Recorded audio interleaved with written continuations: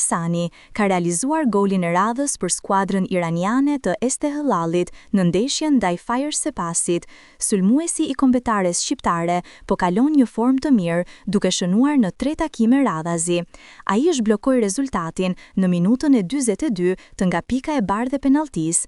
Pas golit, ndeshja u ndërpre për pak qaste për shkak të sendeve të hedhura në fush nga tifozët vendas. Situata u përsërit edhe pas golit të dytë të Estehlalit, që erdhi sërish nga penaltia. Stadiumi ishte i mbushur plot me një atmosferë të tensionuar. Ky është goli i dytë i Hasanit brenda javës pas atij të shënuar në Championsin Aziatik. Anësori shqiptar duket se ka gjetur formën e tij më të mirë te klubi ku transferua gjatë verës.